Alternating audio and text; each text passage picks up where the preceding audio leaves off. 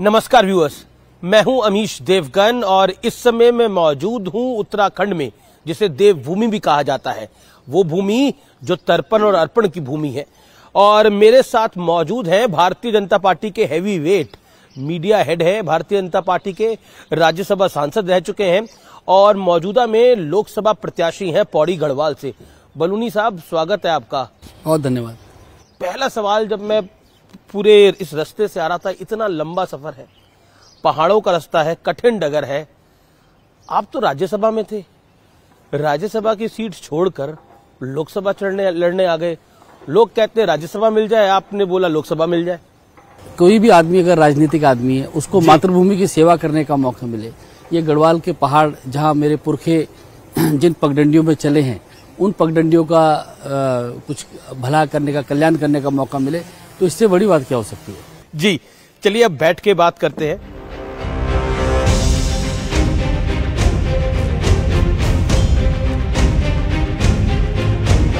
तो आज हम संवाद कर रहे हैं ग्राउंड जीरो पर अनिल बलूनी से। क्या आपको लगता है ये बीजेपी का ओवर कॉन्फिडेंस है, जो देश भर में गृह मंत्री अमित शाह, प्रधानमंत्री मोदी या आपके राष्ट्रीय अध्यक्ष जेपी नड्डा 400 सीटों पार की बात कर रहे हैं? पिछली बार हमने कहा 300 पार तो 303, इस बार 400 पार तो 404 तो होगा ही होगा। 404 होगा 4 जून को। लेकिन दो चीजें राजनीति में बहुत महत्वपूर्ण होती है।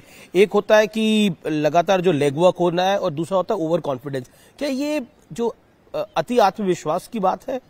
क्योंकि कांग्रेस भी तो चुनाव लड़ रही है और लगातार राहुल गांधी भी यात्रा कर रहे हैं।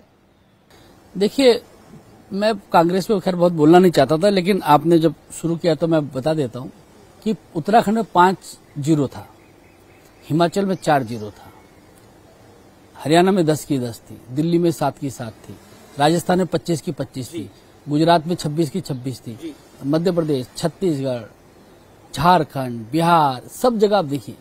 और इस बार, पिछली बार 11 राज्यों में शून्य था उनका, इस बार 13 राज्य शून्य होने वाले। प्रधानमंत्री मोदी उत्तराखंड आए, उन्होंने बोला मेरे भाई बलूनी को जिता दो।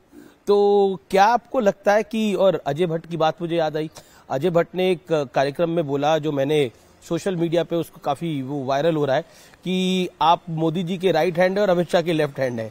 तो ये राइट एंड लेफ्ट का कॉम्बिनेशन क्या है? यानी आप ओपनिंग बैट्समैन है भारतीय जनता पार्टी के?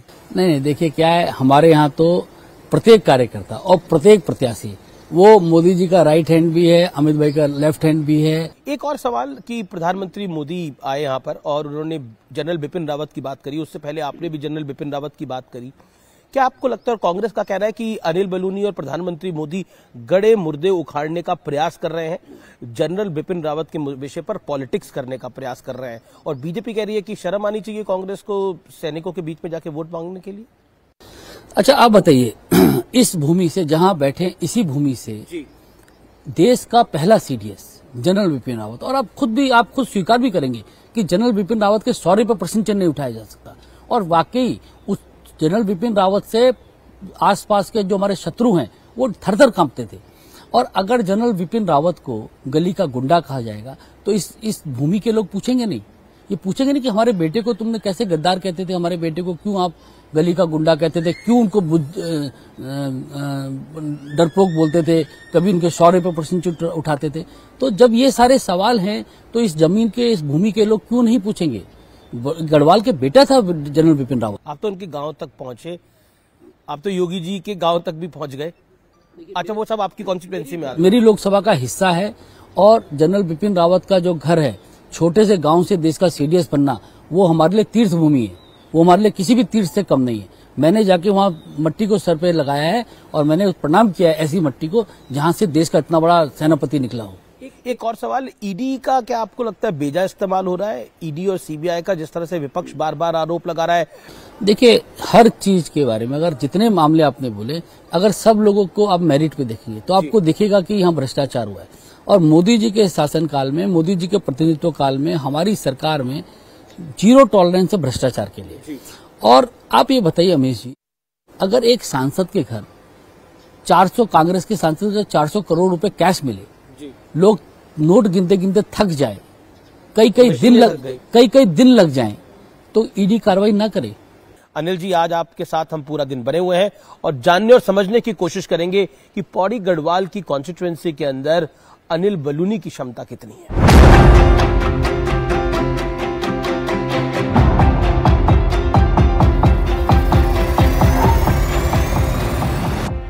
तो आज का हम ग्राउंड जीरो पर दिन बिता रहे हैं भारतीय जनता पार्टी के प्रत्याशी पौड़ी गढ़वाल के अनिल बलूनी, जो कि बीजेपी के मीडिया चीफ भी हैं। व्यूअर्स को दिखाना चाहूंगा, देखिए ये कितनी पतली डगर है जहां से हम निकल रहे हैं। और उत्तराखंड में ये जो सीट है ये वाकई एक कठिन सीट मानी जाती है भौगोलिक दृष्टि के लिहाज से।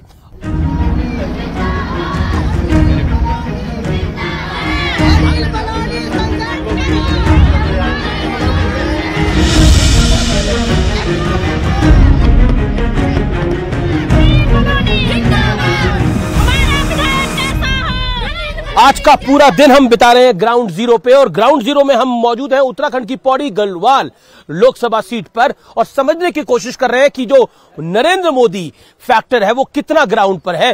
क्या 400 सीटों का जो लक्ष्य भारतीय जनता पार्टी और एनडीए ने रखा है, क्या वाकई उसको वो पार कर पाएगी, वो सबसे महत्वपूर्ण है।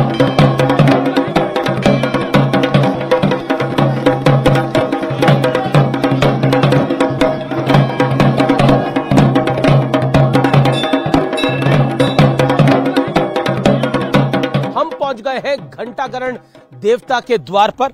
यहां पर कहते हैं कि जो मनोकामना मांगी जाती है वो पूरी होती है, और ये ईष्ट देवता है इस इलाके के, और इनकी बहुत बहुत बहुत ज्यादा मान्यता है।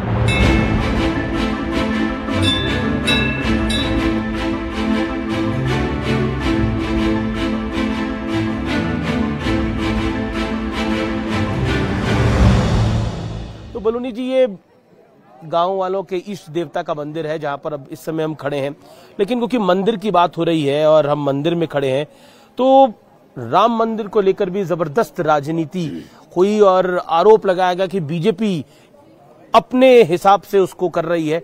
लेकिन प्रधानमंत्री मोदी ने बोला कि कांग्रेस मंदिर दर्शन करने के लिए तो नहीं पहुंची, और जो पहुंचे उनको भी बाहर निकाल दिया पार्टी से। ये विषय है ही कि राम मंदिर में नहीं जाना, राम मंदिर का विरोध करना, ये सारा विषय लोगों के दिमाग में पूरी तरह से है, और ये कांग्रेस को सोचना चाहिए था। इस तरह की चीज लोगों की भावनाओं को ठेस नहीं पहुंचानी चाहिए। अध्यात्म राजनीति में भी जरूरी होता है, क्योंकि यहाँ पर तो बड़ी सारी बयानबाजी होती है। मैं अभी सुन रहा था थोड़ी देर पहले, कुछ दिन पहले, आपके जो प्रतिद्वंदी हैं वो आपके परिवार के ऊपर पर्सनल अटैक कर रहे हैं। मतलब ये अभूतपूर्व है अपने आप में। क्या आप कहना चाहते हैं इसके ऊपर? देखिए, जब किसी के पास कुछ होता नहीं है तो वो इस तरह की हरकतें करता है, गाली गलौज करते हैं, अनाप शनाप की बातें करते हैं, परिवार के ऊपर, बच्चों के ऊपर बातें करते हैं, क्योंकि उनके पास कुछ है नहीं। गुस्सा नहीं आता आपको कभी? नहीं, गुस्सा नहीं आता है। आप ये बताइए, उनके पास कुछ है नहीं, वो चाहते हैं कि हम विकास की बात ना करें, हम तू मैं करें।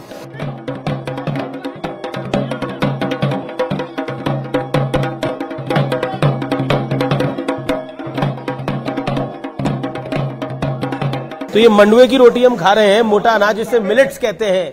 अब मैं अपने दर्शकों के लिए, व्यूअर्स के लिए बता दूं तो अनिल भाई, इसी तरह का खाना आपको पसंद है? और यहाँ तो बर्तन भी सब पत्तल के हैं।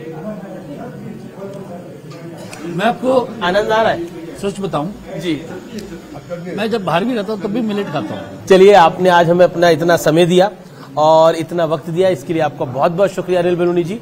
बहुत अमित जी, आपका बहुत धन्यवाद। आप आए, हमारे इस बड़े दूरस्थ क्षेत्र में आए हैं, बड़े इंटीरियर इलाके में आके आपने इस तरह हमारा खान पान और हमारे लोगों से मिले, इसके लिए बहुत बहुत धन्यवाद आपका, और आपके न्यूज 18 का भी बहुत बहुत धन्यवाद। यही चुनावों का रंग है, भारतीय लोकतंत्र का यही सबसे बड़ा रंग है और सबसे बड़ा पर्व है।